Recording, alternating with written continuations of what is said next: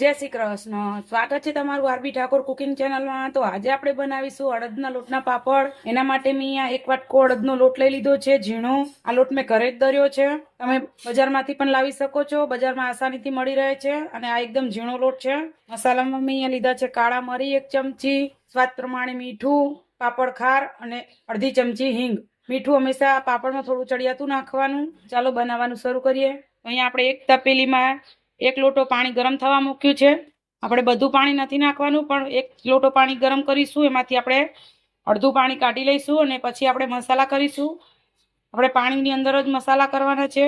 પાણી આપણું સરસ ઉકળી ગયું છે, એટલે આપણે હવે અડધું પાણી આમાંથી કાઢી લઈશું। જોઈ શકો છો અડધું પાણી આપણે એક વાસણમાં કાઢી લીધું છે અને આમાંથી આપણે અડધામાંથી પણ અડધું પાણી રાખ્યું છે, કેમ કે મસાલા આપણે આમાં કરવાના છે, એટલે આ પાણી વધારે હોય અને પડી રહે તો આપણે પાપડ બરાબર ના બને એટલા માટે। અને આપણે જરૂર પડશે તો ઓલું સાદું પાણી જે આપણે ગરમ કરીને રાખ્યું એ આપણે એમાં નાખી શકીએ। તો આ મસાલા આપણે આમાં નાખી દઈશું।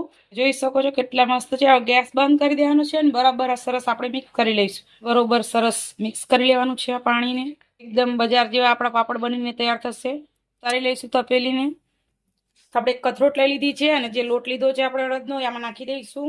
આપણે એમાં 1 પાવડું તેલ નાખીશું। ગરમ પાણી લીધું છે, થોડું થોડું કરીને નાખીશું, એકસાથે નહીં નાખી દેવાનું, રાખવાનું, કેમ કે પાણી આપણું ગરમ હોય એટલે દજાય નહીં। આ રીતે આપણે લોટને ભેગો કરતું જવાનું છે। જે તમે જોઈ શકો છો આ લોટ આપણે કઠણ બાંધવાનો છે, ઢીલો ના થઈ જાય એનું ધ્યાન રાખવાનું છે। જો લોટ ઢીલો થઈ જશે તો આપણા પાપડ જલ્દી સુકાશે નહીં અને સ્વાદમાં પણ બરાબર નહીં બને। તમે જોઈ શકો છો પાણી ગરમ છે એટલે આપણે ચમચીથી પહેલા બધું સરસ ભેગું કરી લેવાનું છે અને પછી આપણે હાથથી મસળીશું। તમે જોઈ શકો છો સરસ આપણો લોટ ભેગો થઈ જાય છે। જોઈ શકો છો આપણે એકદમ કઠણ લોટ બાંધીને તૈયાર કર્યો છે, બિલકુલ કઠણ લોટ છે। સરસ આપણે હવે આ લોટને ટીપવાનો છે, ટીપી ટીપી અને આપણે ઢીલો કરવાનો છે। આપણે એક દસ્તો લઈ લીધો છે, તમે પથ્થરો કોઈ હોય કે ખાયણીનો દસ્તો લઈ લેવાનું અને આ રીતે તેલ લગાડી દેવાનું અને પાટલા પર પણ તેલ લગાડી દીધું છે। હવે આપણે આના ઉપર લોટ ટીપીશું। આપણો લોટ આપણે ટીપી ટીપીને ઢીલો કરવાનો છે। આ રીતે જેટલો આપણે લોટ આપણો સારો ટીપીશું એટલા આપણા પાપડ એકદમ વ્હાઈટ બનશે। આ જ રીતે આપણે જોઈ શકો છો લોટને આપણે ટીપવાનો છે। દસ્તામાં ચોંટવા લાગે એટલે થોડુંક આપણે તેલ લગાડી દેવાનું। આપણે લોટને બરાબર ટીપી લીધો છે અને તમે જોઈ શકો છો કે કલર પણ ચેન્જ થઈ ગયો છે આપણા લોટનો। આપણે એના લુવા વાળી લઈશું। આપણે ટીપીએ એટલે લોટ ઢીલો પણ થઈ જાય। તમે જોઈ શકો છો આ રીતના આપણે લુવા વાળી લેવાના છે બધા લોટના। તમારે નાના મોટા જેવા પાપડ બનાવવા હોય એ પ્રમાણે તમે વાળી શકો છો। જોઈ શકો છો હું અહીંયા મીડિયમ સાઈઝના પાપડ બનાવવાની છું, એટલા માટે અહીંયા આપણે મીડિયમ સાઈઝના લુવા વાળીશું। આપણે બધા લુવા વાળી લીધા છે, તમે જોઈ શકો છો। અને મેં આ રીતે ડીશ ઢાંકીને રાખ્યા છે, નહીતર કોરા પડી જશે, સુકાઈ ના જાય એનું ધ્યાન રાખવાનું। આ રીતે આપણે ડીશ ઢાંકીને રાખી દેવાની। તો ચાલો આપણે વણી લઈએ પાપડ। આ પાપડ એટલા આસાન છે, ખાલી એને ટીપવાની અને પાપડ વણવાની જ વાર થાય, બીજી વાર ના થાય। પણ એ પણ તમે જો ટ્રીક સાથે પાપડ વણો તો બિલકુલ વાર નહીં થાય। તો સૌ પહેલા આપણે હું તમને પાટલા ઉપર વણીને બતાવું। તો આ રીતની એક પ્લાસ્ટિકની થેલી લઈ લેવાની ને આ રીતે ગોળ કટ કરી લેવાની। જે આપણે શાકભાજી લેવા લાવતા હોઈએ એ પણ ચાલે। થોડું એવું ઉપર તેલ લગાડી લઈશું। આપણે એક જ વખત તેલ લગાડવાનું છે, પછી આપણે ઘડીએ ઘડીએ તેલ નથી લગાડવાનું।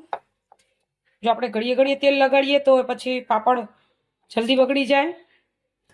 ઉપરથી આ રીતે બીજી થેલી આપણે મૂકી દઈશું, જેથી કરીને એમાં પણ તેલ લાગી જાય।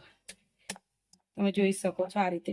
હવે આપણે એક લુવો લઈ અને મૂકી દઈશું, ઉપરથી આ કાગળ ઢાંકી દઈશું। આ રીતે પાપડને આપણે વણી લઈશું। રીતે આપણે બીજો પણ પાપડ વણી લઈશું।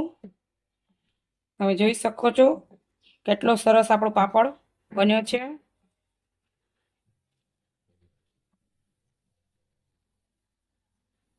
અહીંયા મેં નાની સાઈઝના પાપડ રાખ્યા છે, તમારે મોટી સાઈઝના બનાવવા હોય તો પણ તમે બનાવી શકો છો।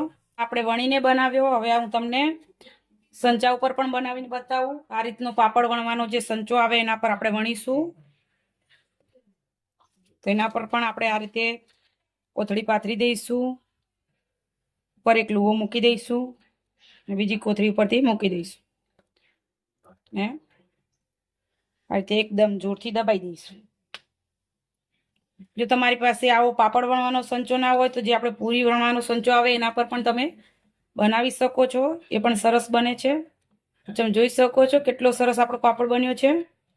તો જો તમે એકલા હોય તો પણ તમે આ પાપડ બનાવીને તૈયાર કરી શકો છો. કેટલો સરસ આપણો પાપડ બન્યો છે. બધા જ પાપડ આપણે આ રીતે વણી લઈશું. આપણે બધા જ પાપડ વણી લીધા છે. તમે જોઈ શકો છો એક વાટકો લોટમાંથી આપણે કેટલા બધા પાપડ બન્યા છે. હવે આપણે આને 4 થી 5 કલાક લગી સુકાવા દઈશું. અડદના પાપડને સુકાતા વાર નથી લાગતી એટલે 4 થી 5 કલાકમાં એકદમ મસ્ત સુકાઈ જશે.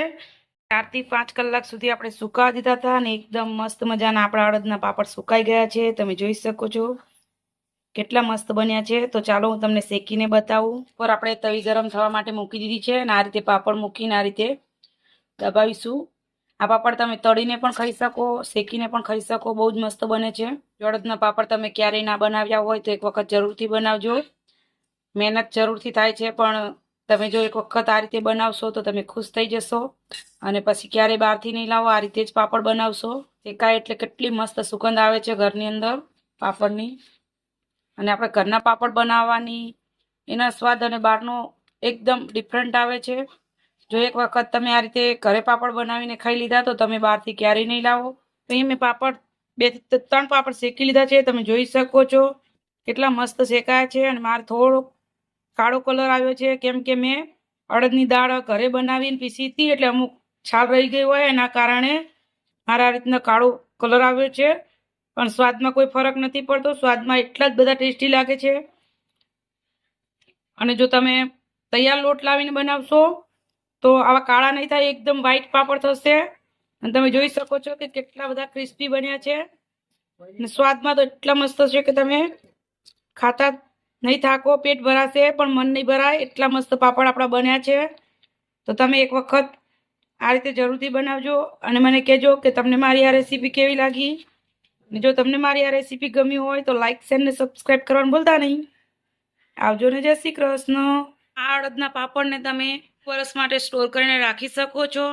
પણ જો તમારે આખું વર્ષ સ્ટોર કરવા હોય તો અડધા કલાક માટે એકદમ તડકે સરસ સૂકવી લેવાના અને એરટાઈટ ડબ્બામાં ભરી અને તમે આખું વર્ષ સાચવી શકો છો.